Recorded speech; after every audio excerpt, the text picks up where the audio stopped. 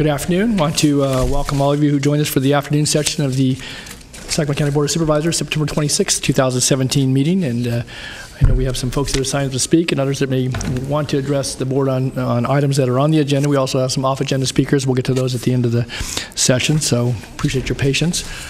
And with that then, let's go ahead and call the roll to establish a quorum, and we'll get into the heart of the afternoon session. Okay, Supervisors Cerna. Here. Kennedy. Here. Peters. Here. Frost. Here. Natoli. Here. And you have a quorum. Okay, and so I just would note, again, I have some off-agenda speakers, but if you wish to address an item that's on the published agenda, I would encourage you to fill out a speaker form as you feel the need, and then get that to our clerk, and we'll go ahead and call upon you when we get to those items. So we're going to have some presentations, I know, on a couple of items. So, all right. Good. Okay, for your first item, number 53, this is the McClellan Park Special Planning Area Amendment and Development Agreement Amendment, a zoning ordinance amendment to the McClellan Park Special Planning Area to change ownership. I do need a motion to continue this item to October the 17th. So moved. Okay, so moved and seconded. Any reason for the continuance? I don't have the reason at this moment. Okay. Sorry, we can vote on it, but I just curious. It wasn't noted ahead of time. Yeah, our apologies. We did have some procedural errors with one of the attachments that we need to correct and bring back. Very good. Thanks, Leanne. Okay. Thank you. We'll be back on the 17th of October. Please vote. Unanimous vote. All right. Okay, item 54 is the Transient Occupancy Tax Grant Program Review Panel Recommendations. Okay, and as Troy's coming forward, certainly want to thank our board subcommittee, Supervisors Peters and Kennedy, for their work. I know this has been quite a process over the past several months, but appreciate your leadership and work. And I know Mr. Gibbons is going to give the report, but we'll all get a chance to weigh in here. But I want to thank you, and thank you, Patrick, too, for your work. So, okay, Mr. Gibbons. Good afternoon, members of the board. My name is Troy Givens with the Department of Economic Development. I'm going to be doing a brief presentation today that will talk about the background of TOT, the TOT outreach and application process that we went through, and then ultimately the grant panel's recommendation to your board for ultimate consideration. There'll be several dates and so forth in this presentation, so you'll have to bear with me a little bit as we move forward.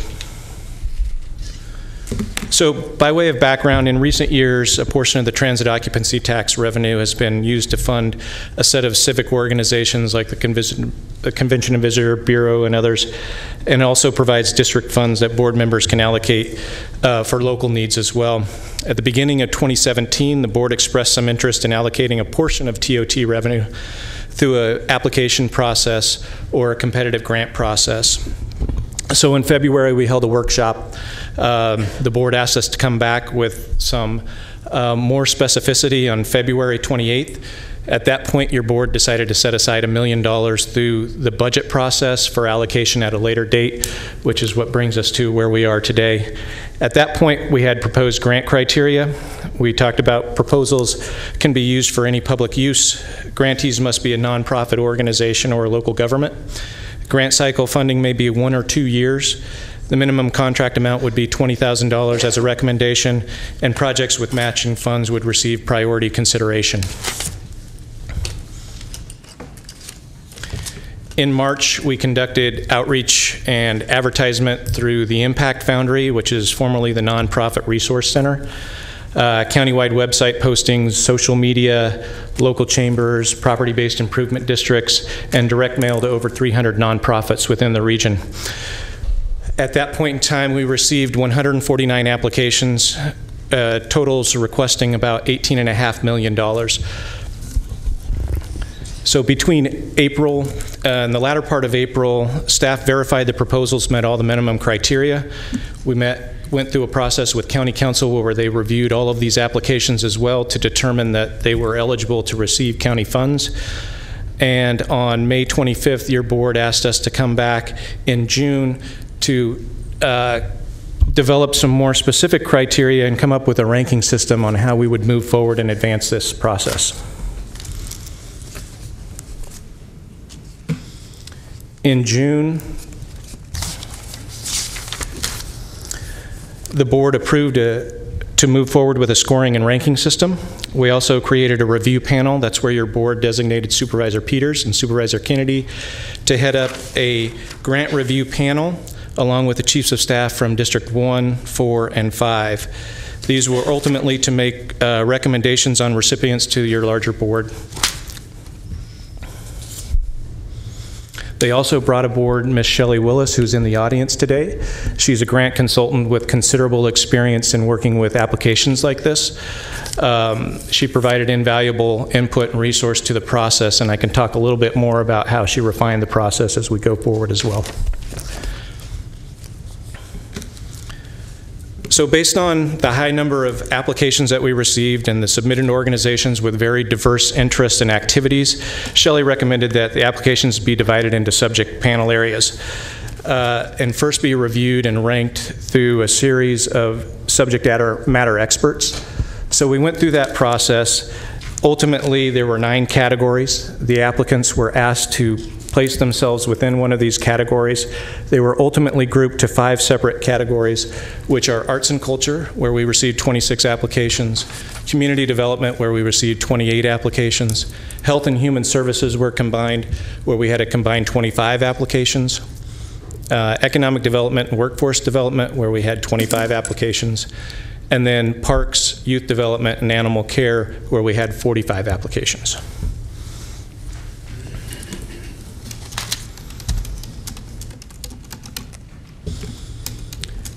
In June and July, the subject matter experts were convened. They were given these applications to review.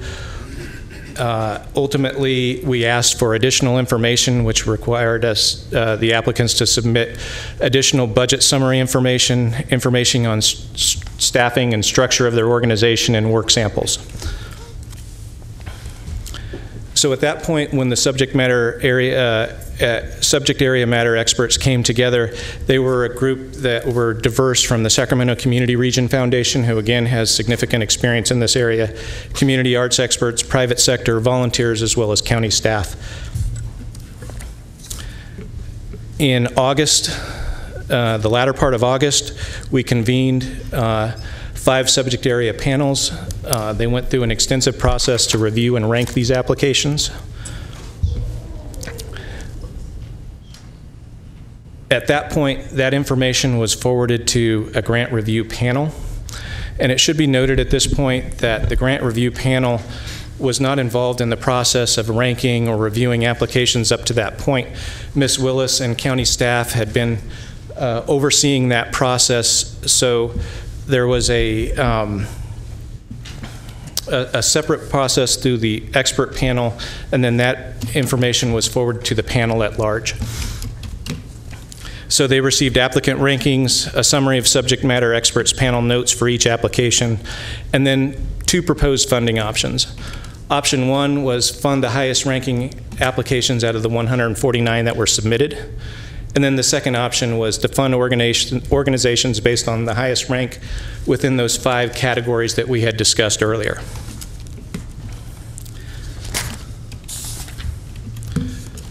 The TOT grant review panel unanimously agreed to recommend to the board option 2 with some adjustments, and I'll walk you through those adjustments. So they wanted to take the $1 million and separate out $750,000 to allocate within those 5 categories, so there were representation from all of the different types of categories that were applied for through the 149 applications. They also made a determination that it would be best, given the size and the amount of need, to come up with up to 50% of the total request for each of those applications in order to fund as many potential projects as possible. They also recommended that each board member receive $50,000 to allocate at the board member's discretion to any one of the 149 applications that were received. So that splits it into a pot of 3/4 and 1/4 through that process. They also determined that it would be best, because we're not sure about the future of this TOT pilot program, to compress the 2-year cycle and fund those applications up front and this year. There should be one note here as well that there was an organization in the arts and culture category that was within the potential fundable range, but they could not deliver the project within the 2-year time frame that the board had discussed in the intent of the grant program. So they were eliminated from consideration at that panel process.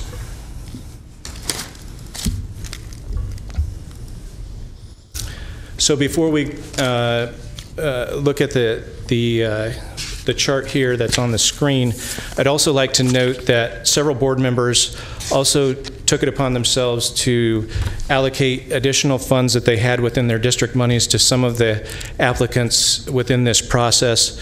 District 5 called out the City of Galt, Soil-Borne Farms, Lap Cats, Elk Grove Fine Arts Center, Reading Partners, and the Veterans Golf Program to all receive funding from district monies from District 5. Supervisor Kennedy also funded one of the additional applicants as well, and Supervisor Prost also provided funding to the Los Rios Foundation through a separate funding outside of this process.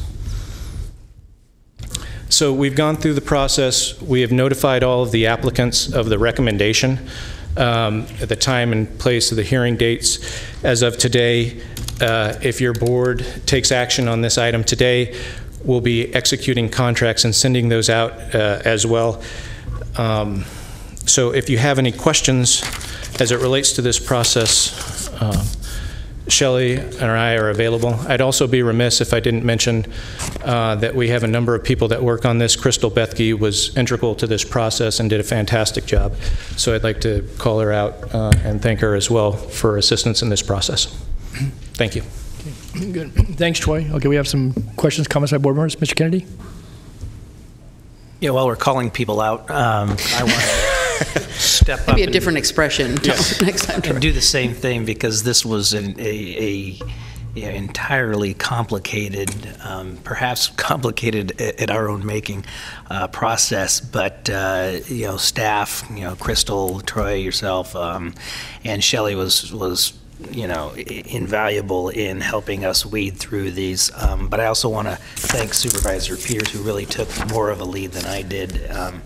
And I think that the process was about as clean as you're going to see for 150 organizations fighting for a really limited pot of money. And I think that the organizations that were landed upon are tried and true Sacramento area organizations, most of them some younger, some a little older, and really showed the diversity geographically that I think some of us were concerned with.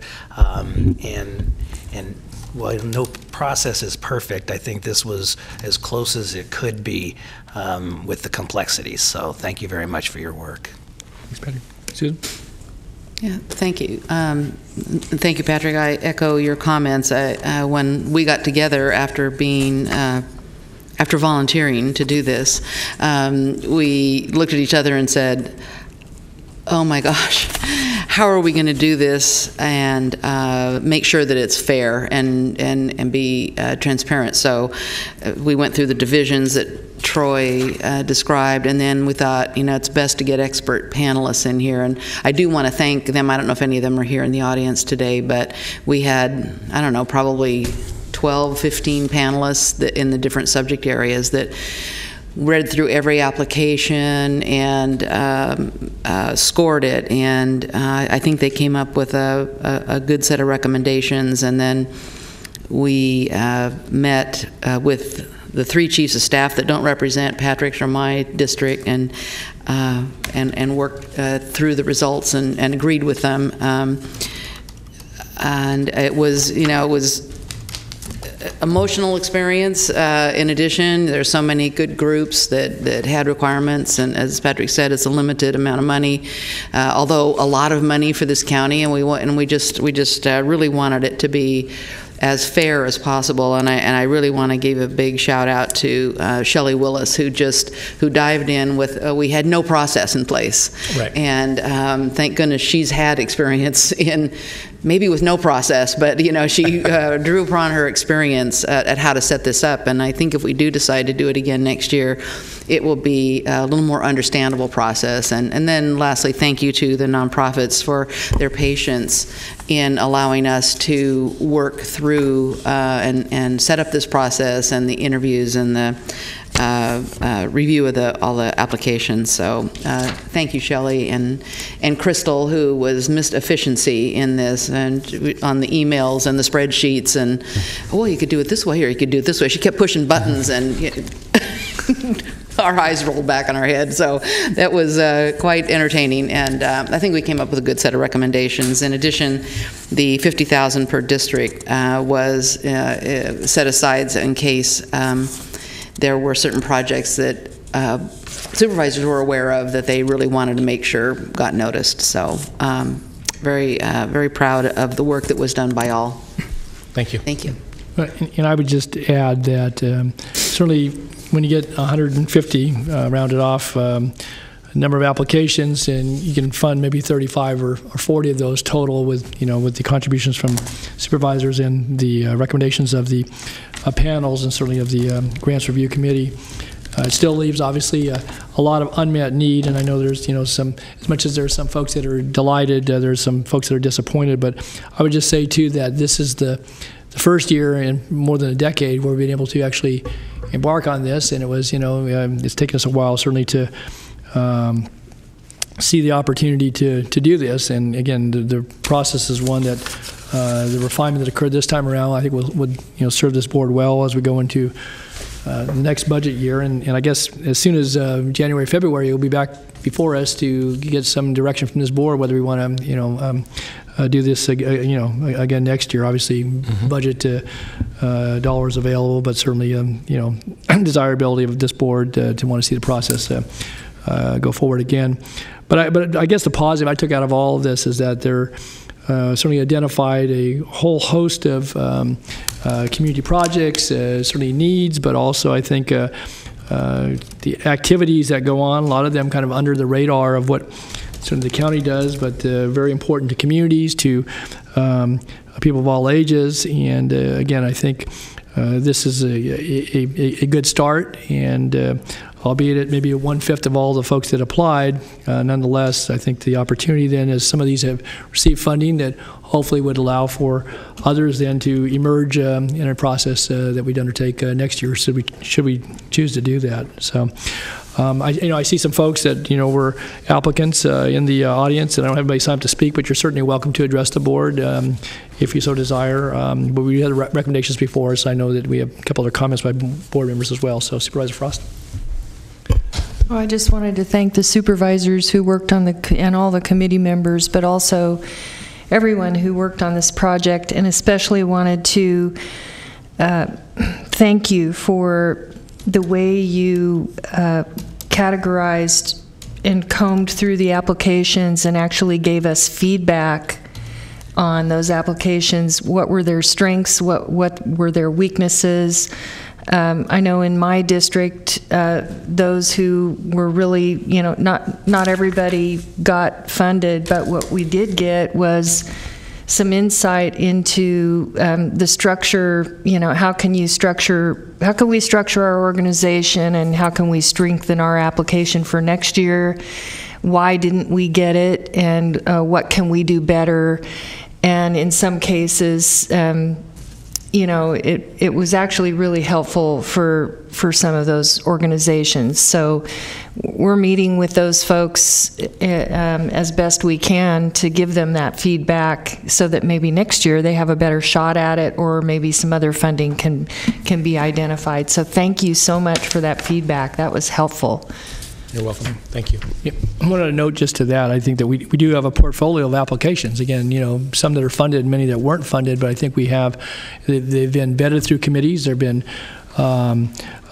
scoring that was provided for each one of the applicants. And I think to Supervisor Frost's comments that certainly sharing some of the information generally would be of assistance. But I think it also, should other opportunities avail themselves through either neighborhood and or other funding, that there's some opportunities then to look at this portfolio if board members so chose to look at some of these that, again, these are current applications. The needs didn't go away just because some got funding and some didn't. And so I think that it was a good process. And again, I compliments to all the folks. To that note, we've also made ourselves available for anybody who wants to follow up and understand a little bit more about their application and the application process. So in our last communication that went out, we've offered up that feedback loop as well as what we've done up to this point. Okay. All right. So is there anyone in the audience that wishes to address the board on this? Rebecca?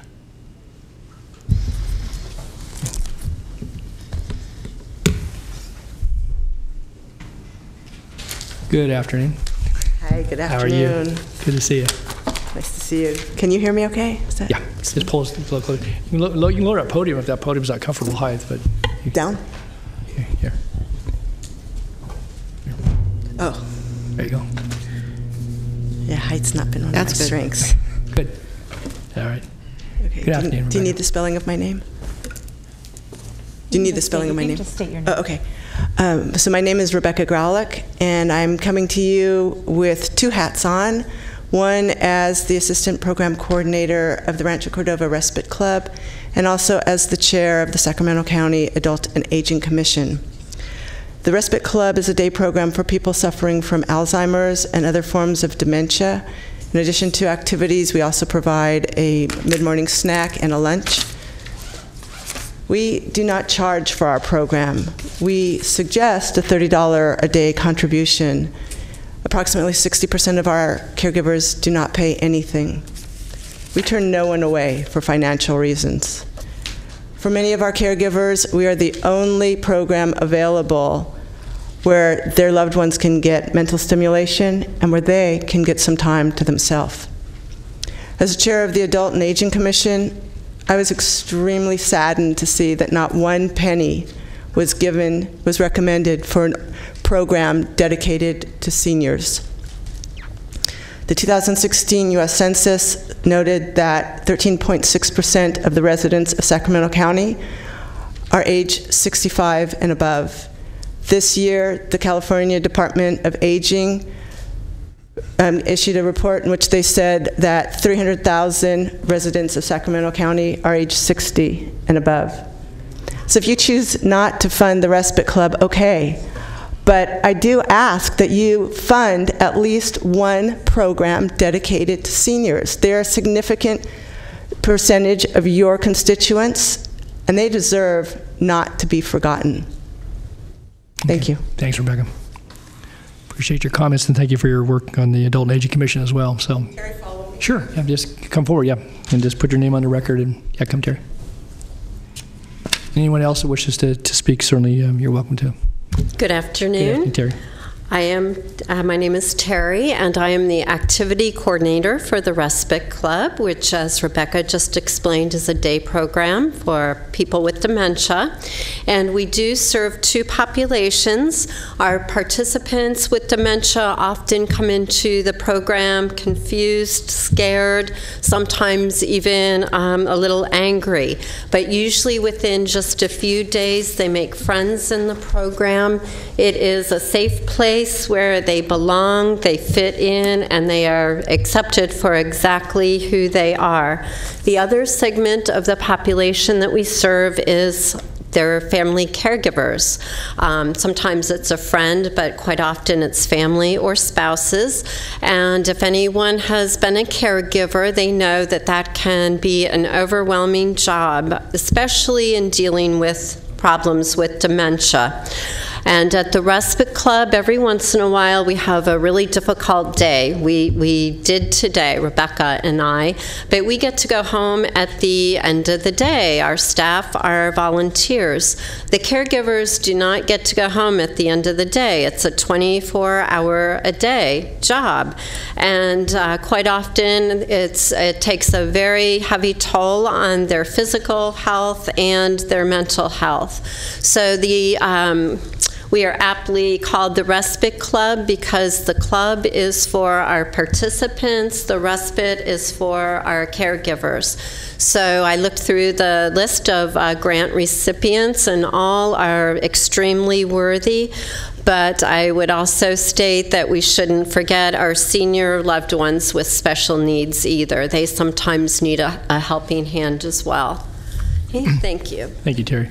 I would just say to you and Rebecca that I know I've been able to devote some neighborhood funding, a small amount, a couple of years ago to the program, and certainly I'm very well aware of it. And again, I'd be happy to talk with you further and see if there's the ability to support. I know some of their grant requests obviously were for significant sums of money, and in a lot of cases it was a very modest amount that's in the recommendations here. Again, I think certainly to seniors and to needs in our community, certainly the good work that the Respite Club does, I'm well familiar with it, and I know you do a wonderful job out there.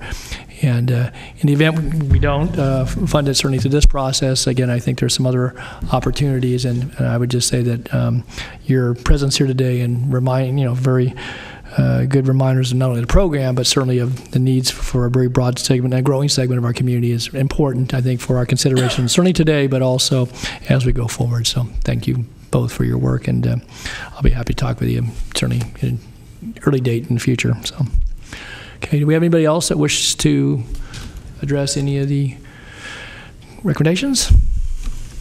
Okay. If not, then I'll bring it back to the board. And Troy, anything you need to sum up? No, we just have recommendations that are attached to your staff report that I wanted to call to your attention on the second page of your staff report. It's recommendations 1 through 3. Okay. All right, we have those. I would move to approve the recommendations 1 through 3 as proposed in the staff report. All right, it's moved and seconded then to approve the recommendations as outlined, and again, noting our thanks to all those involved. Yeah, with thanks to Shelley and Crystal and team. Thank you. Very good. Okay, with that, please vote. Unanimous vote. Okay, thanks. Okay, next item. We're just 1 minute early. For item 55, report back on procurement process and funding for supportive social services in southern Sacramento County. Mr. Chair, members of the board, we're asking this item to be dropped at this point. We need some additional time to continue the work we're doing on what kind of services need to be provided. We have a little bit of time on this. The contract will get us through December 31st. Our intent is to have this issue in front back on the board with a resolution very quickly, but I need some additional time on that. All right, with that, so noted, so you'll re-agendize this then if we drop it? That's correct. All right. Okay, do we need a motion to drop it? Or we can just Yes, drop it? please. Okay, so moved.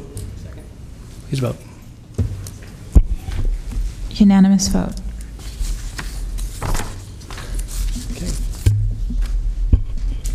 Okay, so we have a little bit of a gap. You we have do. a couple of other items that you Okay. can take up. All right, Do you wanna- maybe we'll take it off agenda if we can get it done. So let's go ahead. What and item numbers are they? Okay, let's go to item 57.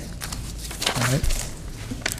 Appointments from own ranks for the City of Sacramento Committee. Okay, Is there a presentation? Mr. Gill.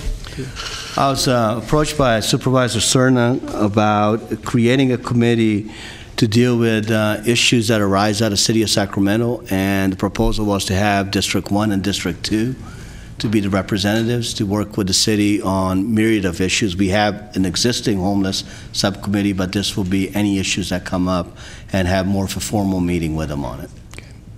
Okay. I would just add that it is because it's the only city, too, within our county that is split between two supervisorial districts, that combined with the fact that we have a growing laundry list of issues that Patrick and I work on a regular basis, it would be nice to kind of formalize that arrangement so that there's some expectation by staff, should we need assistance from staff, that they can be nimble and help us on occasion. Okay. Supervisor Kennedy, did you? I'll just add and thank you, Supervisor Cerna, for bringing this up. I think it's a good idea. I think it's clear that better coordination is always a good thing among entities locally, not just here, and I can see this even formulating in some other areas, but clearly that it has been demonstrated that over the last 6-8 months that better formalized communication and coordination, mostly communication between the city and the county, would probably do us all some good. So thank you for bringing this up. Who's on the committee for the city? Well, this is an internal committee to this Board of Supervisors. No, but who represents the city side of the equation? Is it? That's not the intent. It's just. Oh, sorry, it's confusing. It says City of Sacramento Committee. Well, it's because these are the only 2 districts that represent the city. Well, I represent the city. Well, I'm sorry, that's true. Sliver of it. It's just maybe the title's confusing here. Okay. Okay. So maybe city county coordinating committee. I know you maybe will find a title. We could refine the title. We'll Okay. come up with, we'll change the title. We'll come up with something. Okay. And report back to you what the name is. All right. Okay, so the suggestions are then, it would be Supervisor Cerna, Supervisor Kennedy. Do we need any formal action on that, or is this, you need us to take action? Yeah, please. Okay, all right. Then I would move that. A second? I'll second it. Thank you. Please vote. I'm sorry, I have one more question. So is this about homelessness or is it about communications? It's about the Communications. whole gamut of issues that we experience, us more than anyone else on this board, with the city of Sacramento, ranging from shot spotter to homelessness to crime in general to a whole host of issues that tend to crop up, and we've noticed that they've been cropping up a lot more lately, so thought it would be a good idea to formalize. Okay, I just needed to understand a little more about it, what it was about. That's fine, Okay. with me anyway. Okay, Unanimous vote. okay. All right, the next one's the, Okay, the next one would be appointments from your own ranks to the Safety Net Committee. okay. So, Mr. Chair, members of the board, a couple of years ago, we had created a safety net subcommittee, which was Supervisor Cerna representing District 1, which has the city, and Roberta McGlashan representing District 4.